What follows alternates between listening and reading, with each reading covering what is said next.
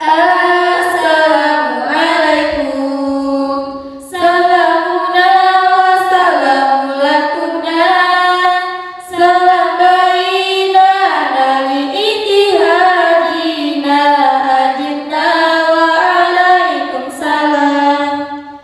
Assalamualaikum warahmatullahi wabarakatuh. Alhamdulillahilladzi ja'ala bi amwalil aghniya haqqan lisailil wal mahrum. Wassalatu wassalamu ala khairil umara wa ala ahli ashabi ladzina masalu amwalahum lillah fastajabal jazaa'al awfa amma ba'd. Dewan Hakim yang bijaksana, hadirin calon penghuni surga.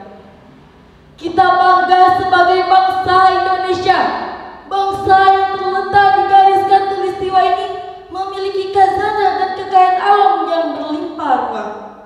Menurut data dari Badan Pusat Statistik Nasional, luas lahan persawahan mencapai 8 juta hektar.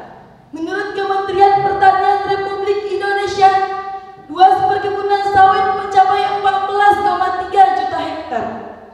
Ditambah lagi dari sektor perdagangan dan perindustrian, yang di dalamnya termasuk perusahaan berskala kecil, menengah, dan besar.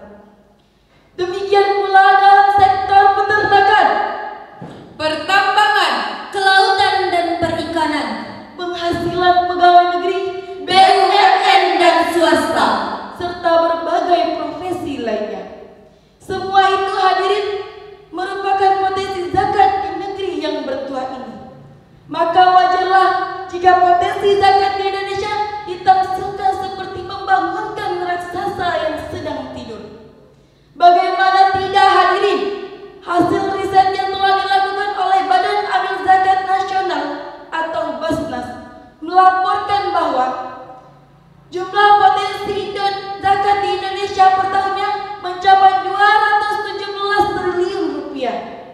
Satu angka yang sangat fantastis untuk mensejahterakan umat dan menurunkan angka kemiskinan. Namun, kuantitas yang dapat dikumpulkan per tahunnya hanya 3,7 triliun saja. Hadirin,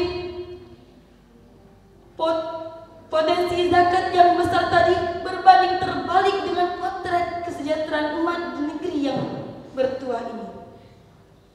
Karena menurut data dari Badan Statistik Nasional pada bulan Maret tahun 2018, tercatat bahwa jumlah penduduk miskin di Indonesia mencapai 25,95 juta jiwa. Persentase penduduk miskin di kota mencapai 7,2%, sementara di desa 13,20%. Dari 133,94 angkatan kerja, 6,80 juta pengangguran.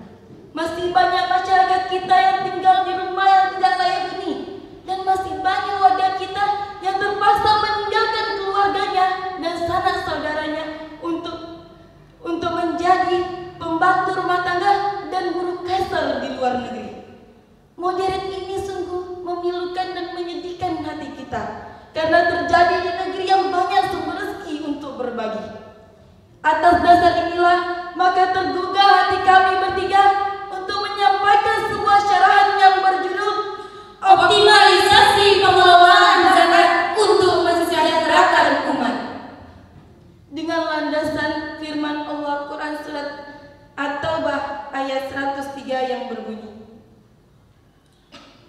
A'udzu billahi minasyaitonir rajim.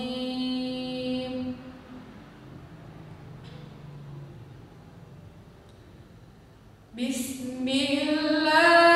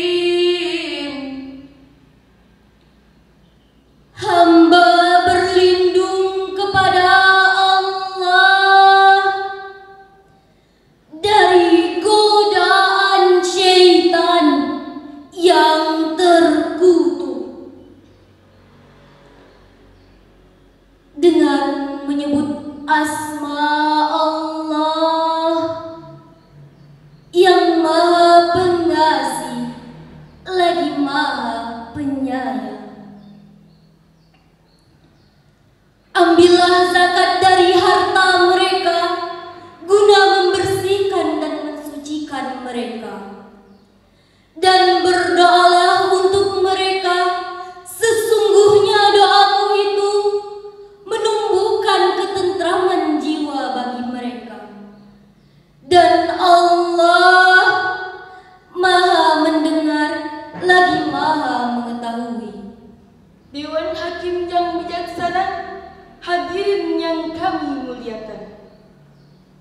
Syekh Profesor Dr. Wahbah As-Suhaili dalam kitab tafsirnya Al-Munir jilid 6 halaman 28 menukilkan sebab nuzul ayat tadi dari riwayat Ibnu Jarir dari Ibnu Abbas radhiyallahu anhu berkenaan dengan Abu Lubabah dan teman-temannya yang mengikat diri-diri mereka di tiang-tiang Masjid Nabawi dan tidak ingin dilepaskan kecuali oleh Rasulullah sallallahu alaihi wasallam.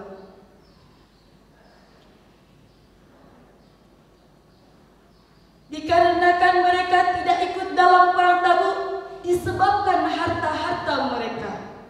Setelah dilepaskan, mereka datang menjumpai Rasulullah SAW dengan membawa sebagian harta mereka. Lalu mereka berkata, "Ambillah sebagian harta dari kami, bersedekahlah dengannya untuk kami, dan mohonlah ampunan untuk kami." Lalu Rasulullah SAW menjawab, "Aku tidak akan mengambil sedikit pun harta dari kalian sehingga turun perintah Allah." Maka turunlah ayat yang telah dibacakan tadi.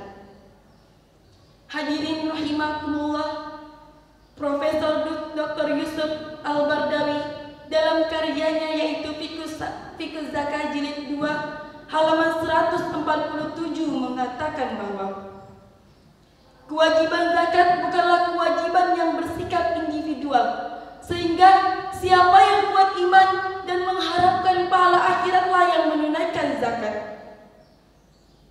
Sehingga sementara yang lemah iman dan bakhil tidak menunaikannya. Sekali-kali tidak demikian. Kewajiban zakat yang bersikap umum menjadi tugas penguasa atau yang ditunjukkan oleh penguasa untuk melakukan pendistribusian dan pengelolaannya secara profesional dan proporsional. Dapat kita pahami hadirin, peran penguasa dalam meningkatkan zakat per tahunnya memiliki peran yang sangat signifikan. Saudaraku, siapa kita?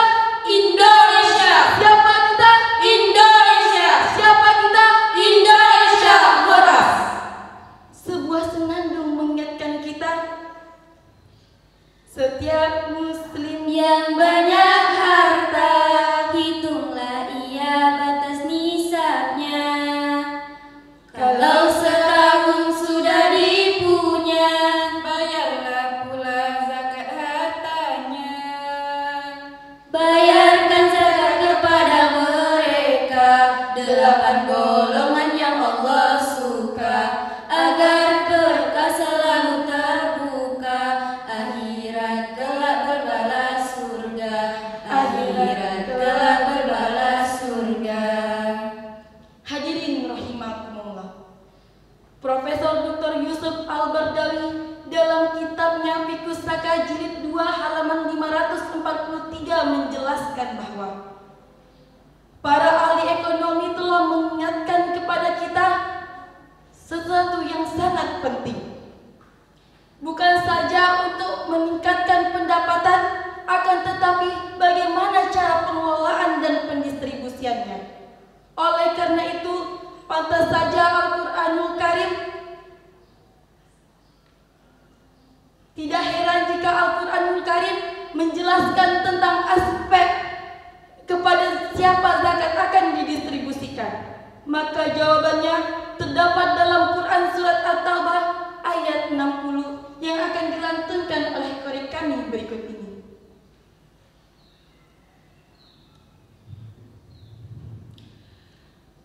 Innamas shadaqatu lil fuqara'i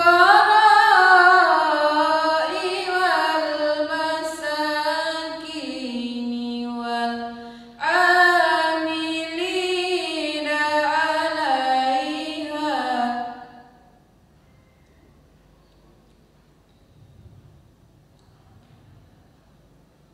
wal amilina 'alaiha wal mu'allafati qulubuhum wa fir riqabi wal gharimin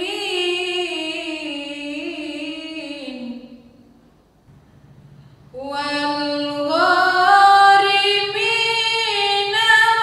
fi sabilillahi wa ibnis sabil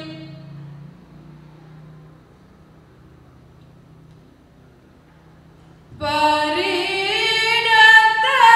minallahi wallahu alimun hakim.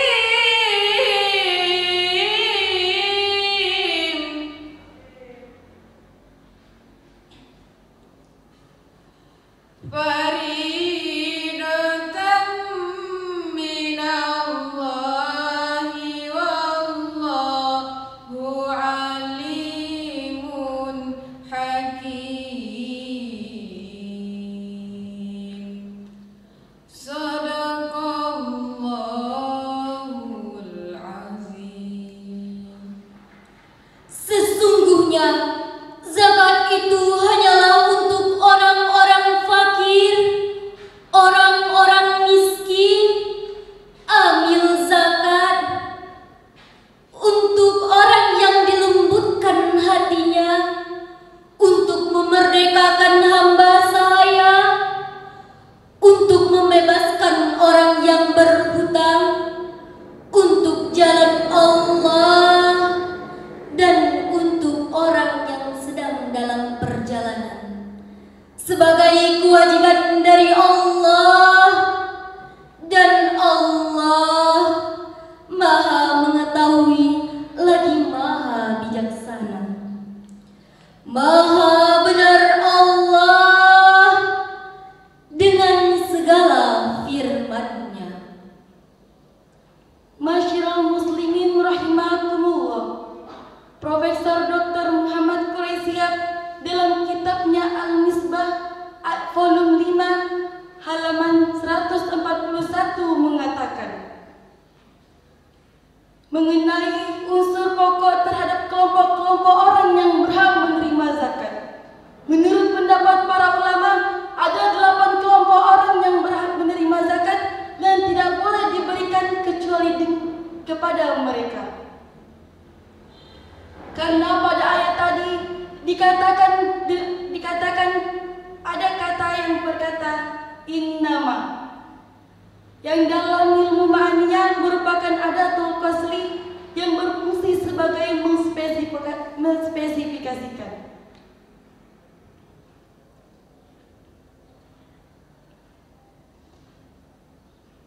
Hadirin, Profesor Yusuf Al-Bardawi dalam kitabnya Fiqhus Zakah mulai dari halaman 686 sampai 694 mengatakan ada perbedaan pendapat ulama tentang masalah ini. Maka di akhir penjelasannya ia mengambil kesimpulan. Yang pertama, apabila zakat yang dikumpulkan banyak dan tingkat kebutuhannya sama, maka zakat tersebut sepantasnya diberikan kepada seluruh orang yang ada di ayat tersebut. Dan yang kedua, peran penguasa untuk meningkatkan zakat secara profesional dan proporsional memiliki peran yang sangat signifikan. Dari syarahan kami dapatlah kita ambil kesimpulan. Yang pertama, bahwa negeri Indonesia adalah negeri yang potensi zakatnya sangat fantastis, namun kuantitas yang dapat dikumpulkan per tahunnya masih sangat